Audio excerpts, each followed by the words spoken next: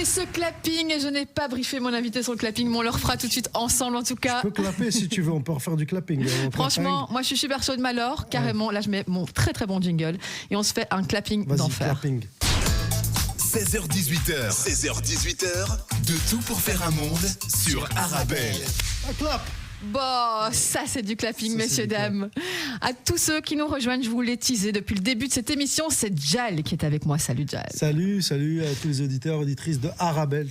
Très content d'être chez vous en Belgique et avec ma belle et grande communauté. Eh ben, en tout cas, nous on est ravis de vous accueillir dans les studios. C'est un honneur pour nous et surtout parce qu'on va parler de ce premier film de Djal, Opération Portugal.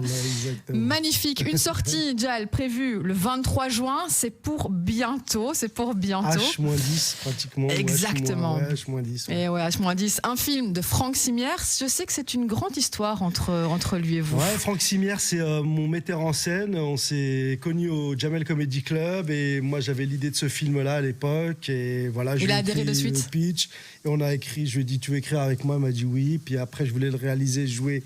Et je me suis dit non, c'est toi qui vas le réaliser. Je lui ai offert le film et il était extrêmement heureux. Il a réalisé son premier film. Voilà. Et je suis tellement content du résultat, tellement heureux des retours du public. Ça va être dingue. Je tiens à vous prévenir, Arabelle. Si vous voulez rire en famille avec vos proches, là, on a beaucoup de femmes voilées qui viennent nous voir en famille et de les voir rire comme ça, c'est dingue. Elles sont mortes de rire et je crois que ce film arrive à point nommé, quoi, on l'attend. On Ouais. l'attend avec impatience. Alors Djal, comment on fait pour passer des planches du stand-up au métier de comédien? C'est de la préparation, un coach. Il y en avait déjà avant, cette formation comédien, ou ça vient maintenant? Non, ça c'est venu instinctivement. Et après, il y a des choses qu'il faut apprendre parce que devant une caméra, tout se joue sur des détails. C'est beaucoup plus compliqué que sur scène. Il faut faire des grands gestes. Il y a beaucoup d'impro au final sur scène. Il faut improviser. Là, il faut être sur le texte parce que l'autre te renvoie la réplique. Donc voilà, c'est un autre métier, c'est autre chose, c'est différent et voilà. Et le cinéma, ça demande beaucoup de préparation. Avant de faire une scène, on pense qu'on va se marrer comme ça, mais on s'est beaucoup amusé pendant le film. Ça a beaucoup rigolé. Ah je me doute. Dès que j'ai mis la perruque et la moustache, j'ai fait l'accent, ça a été dur pour tout le monde, même pour moi. Donc voilà. Donc on s'est bien marré et maintenant on se marre d'entendre les gens rire du début à la fin. Ça va à 100 à l'heure, un peu comme moi sur le spectacle. Et voilà, préparez-vous parce que ça va être du lourd. Ça va être du lourd. Dans Opération Portugal, justement, t'en parlais à l'instant, il y a une perruque avec une moustache, il y a un habit aussi. T'interprètes un flic de quartier d'origine marocaine. Ça, c'est la base. Un flic qui doit s'infiltrer dans cette communauté portugaise. Ça, c'est la base. C'est comme le tagine. La base, d'abord, c'est l'huile d'olive. Après, le reste, tu agrémentes. Voilà. Donc, voilà. Ouais. Un flic, un petit peu, on le dit, justement, un costume qui est clairement trop grand pour toi. Justement, t'es pris au piège aussi entre tes sentiments et cette mission, justement, un film d'infiltration. Comment ça se passe un petit peu dans ce film, sur le tournage, ce personnage? Ça va en l'heure. Le pauvre, il a un costume beaucoup trop grand pour lui. Il a les gars du chantier sur le dos. Il a Julia, Avolena, la grand-mère. Il a sa mère. Il a Interpol. Il a le commissaire. Et donc, lui, il se démène tant bien que mal. Il n'est pas du tout doué. Mais par contre, Djal, moi, je vais te dire un truc. Moi, j'ai vu des photos en habit de flic. Franchement, je mérite une garde à vue. On est d'accord. En tout cas, un rôle, franchement, en tant que flic, moi je trouve qu'on est quand même assez crédible. J'ai l'autorité marocaine de nature. Quand on est énervé, quoi. C'est ça, c'est un film, voilà. Puis il y a Farida Ouchouani qui joue ma mère à l'intérieur, qui crève l'écran. Elle est exceptionnelle. Elle est exceptionnelle. Dingue. Et je peux pas vous spoiler des moments incroyables. Elle est touchante, émouvante, et elle va vous faire rire aux larmes. Et voilà, c'était Aïcha, c'est le pendant de mon sketch, ma mère avec Crève, Inch'Allah, pour ceux qui l'ont vu. Et voilà, ça a été facile à écrire, mais elle était difficile à trouver, Farida. Et quand on l'a trouvée, on était heureux et j'arrête pas de m'envoyer des messages. C'était le rôle qu'il lui fallait. Exactement. On parle d'un film avant tout avec des gens simples, des gens courageux, des gens surtout très attachants. Et c'est ça, c'est les valeurs que tu voulais justement... Voilà, c'est les valeurs que je voulais partager parce que voilà, je suis de cette communauté marocaine, une communauté immigrée. Nos parents ont fait des sacrifices, ils sont venus d'un pays qui, voilà, ils ont quitté leur pays pour venir ici, pour travailler, pour faire vivre, subvenir à leurs besoins et ceux de leurs enfants et de ceux qu'ils avaient laissés là-bas. Et c'est pareil pour la communauté portugaise, c'est le même parcours et ils ont ce sens des valeurs, ce sens du travail et de la famille. Et voilà, c'est là-dessus qu'on se rejoint, sur là-dessus que je les aime et je les respecte énormément. Et voilà, et donc voilà, c'est les valeurs que m'a inculqué mon père. Malheureusement, il nous a quittés il y a un an et pour moi, c'est une douleur énorme, mais c'est un privilège, un honneur et vous pouvez pas savoir l'amour que je portais à mon père et qui me portait, mais il était heureux de me voir comme ça, il était heureux de me voir réussir et de rester simple et voilà, c'est son héritage qu'il m'a laissé et je vais le perpétuer, je le perpétue avec ce film et je compte le perpétuer encore longtemps et donc voilà, c'est... Que de belles paroles, c'est magnifique. C'est la réalité. C'est magnifique. En tout cas, juste aussi une petite chose que je voulais un petit peu voir avec toi, on est clairement dans le stéréotype du portugais, l'ouvrier, l'entrepreneur, l'homme qui fait un peu tout comme MacGyver. Est-ce qu'on va justement un petit peu casser ces clichés dans le film? Parce qu'en fait, c'est lui, lui malheureusement, il devient portugais. Donc quand tu deviens portugais, eux ils sont entrepreneurs. Mais eux ils sont entrepreneurs. Ils créent du travail, ils font vivre leur famille. Ils sont patrons, ils ont une entreprise, quoi. Et ça c'est la valeur du travail, c'est la valeur du sacrifice. Ils sont venus, c'est leurs mains, c'est leur détermination, leur courage qui font qu'ils ont réussi. Et donc c'est ça. Et lui, il est rebeu musulman, il se retrouve chez les Portugais. Bon, je peux pas dire à manger du porc, il évite le porc, l'alcool, ce genre de choses. Et ça prête à beaucoup de situations hilarantes. Et donc voilà, il fallait jouer là-dessus. Mais sinon, lui, il découvre une famille, il découvre l'amour, il découvre et des valeurs identiques aussi aux deux communautés. Il le dit dans la. Bon, je peux spoiler une phrase du film. Il dit: j'ai jamais été aussi heureux de toute ma vie, quoi. Parce que d'un coup, il se retrouve et il est heureux, il est intégré et les gens l'aiment pour ce qu'il est, malgré qu'il soit maladroit. Et ça, c'est une chance et un bonheur énorme. Et donc ce film, je pense qu'il fait aussi du bien à l'âme. Et en ce moment, on a besoin de vivre avec des valeurs simples, quoi. On a vécu une pandémie avec tout ce qui s'est passé. Il a mis sur le carreau énormément de gens, malheureusement. Et ce film, il arrive avec des choses simples, avec du rire, de la communion, et du métissage, du vivre ensemble. Et je pense que ça va faire du bien à la Belgique, à la France, et j'espère à tous ceux qui vont le voir. J'en suis certaine. Et justement, tu parles de valeurs, de caractère, ce Hakim. Est-ce que c'est un personnage totalement fictif ?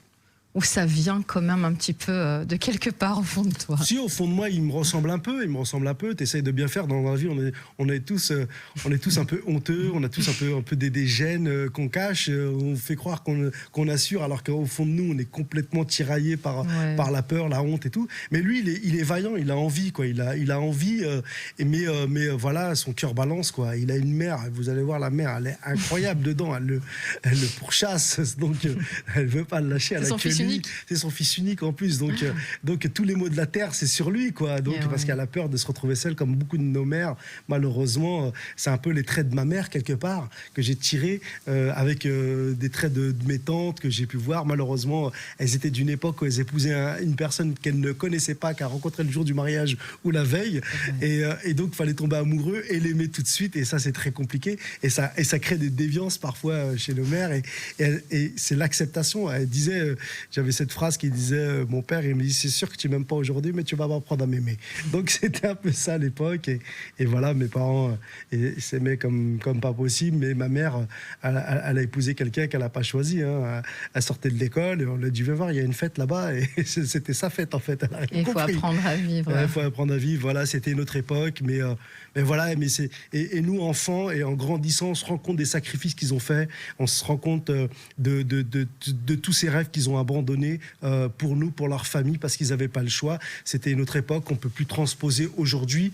Mais nous, on vit avec ce passé, avec cet héritage, et de voir nos parents qui ont fait autant de sacrifices, ça nous apprend l'humilité, ça nous apprend à être humble et simple avec les gens et avec la vie, quoi. Et voilà, c'est ces petites valeurs. La pandémie nous a appris à se recentrer sur ça et à se dire, l'essentiel, c'est nos proches, les rendre heureux. Et ce qui nous a plus manqué pendant cette pandémie. pandémie, c'est de pouvoir partager, de vivre, d'être heureux, de s'engueuler, d'être ensemble. Et voilà, et j'espère que ce film va nous mettre ensemble, nous rassembler, nous faire rire.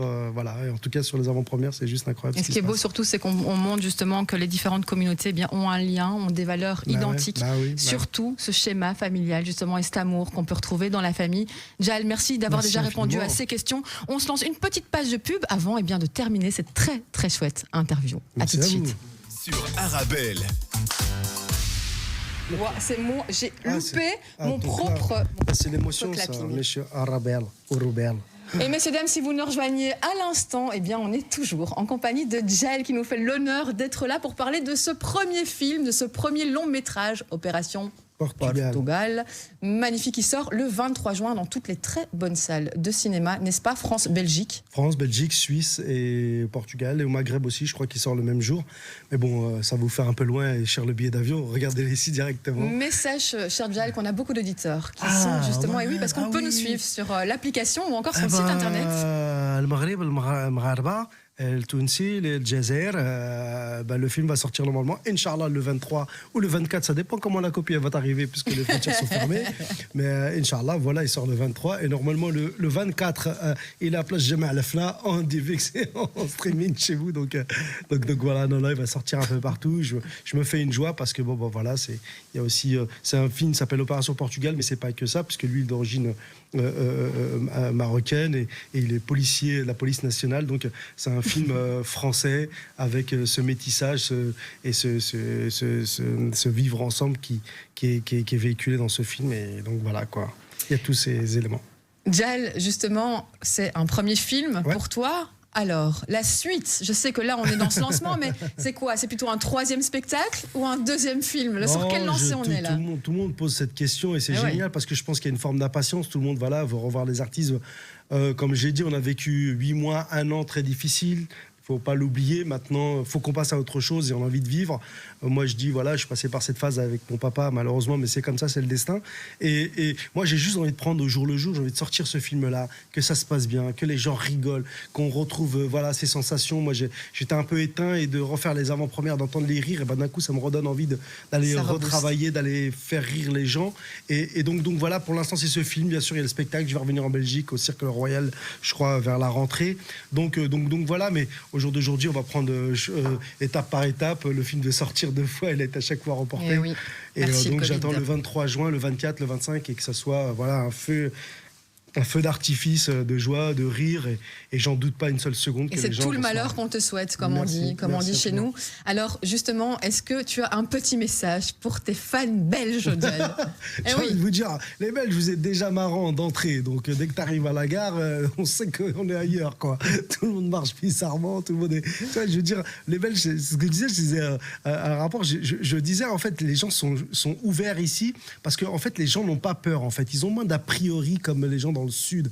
Les gens sont déjà très ouverts ici, tu vois. Tu vas demander ton chemin et le mec il va dire vas-y, je t'accompagne, il n'y a pas de problème. Quoi, je veux dire, c'est fou, quoi. Et donc c'est ce que j'aime, en fait. On dit à chaque fois les Belges sont fous. Non, ils sont beaucoup moins peureux et beaucoup plus ouverts que les autres peuples. Tu vois, le peuple méditerranéen est un peu fermé, je dirais, tu vois. Sans Méditerranée. Et pourtant, on a tous envie de partir là-bas, nous. Je parle pas du Maghreb, mais nous au Maroc, on a ce sens de l'accueil, quoi. Donc les Marocains sont un peu belges, quoi. Je veux dire, ils ont déjà le sens de l'accueil, ils sont déjà bras ouverts.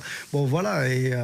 Et donc c'est pour ça que j'aime la Belgique, quoi. C'est pour ça qu'on aime la Belgique et c'est pour ça que quand on vient ici, on se dit mais c'est les caricatures et les stéréotypes qu'on avait sur la Belgique, c'est pas du tout ça, quoi. Et c'est pour ça que j'aime ce peuple belge. Donc voilà. Mais bon, il y en a quand même qui sont beaucoup alcoolisés quand même. Mais ça aide beaucoup. C'est un petit trait de caractère chez certains Belges, effectivement. Merci beaucoup. En tout cas, on n'hésitera pas à reteaser, évidemment, jusqu'à la sortie de ce film dans cette émission Opération Portugal qui sort le 23 juin. Vous allez rigoler, voilà, vous allez rire du début jusqu'à la fin. Et comme il disait mon personnage, ça va être incroyable. Ça va être un bordel. Je vais avoir du cascade de l'amour. Il va y avoir des Arabes avec du Portugais, la France. Oh là là, le suspense qu'il va y avoir le 23 juin, je ne vous raconte pas. Et vive le Portugal, vive la Belgique. Et vive le Maroc, vive l'Algérie. J'aime bien l'Algérie. J'étais en 78. Le Tunisie, j'aime beaucoup le Tunisie aussi, le Maghreb, l'Afrique. Allez, vive le monde, vive l'humanité. Et le 23 juin, je vous donne un rendez-vous. Okay. C'est magnifique. Merci et vous. on se voit du coup à Bruxelles, cette belle salle justement du Cirque Royal. Ce sera sûrement à la rentrée. Voilà. On se tient au courant et on tisse ça sur Arabelle. Jal, merci à vous. Arabelle.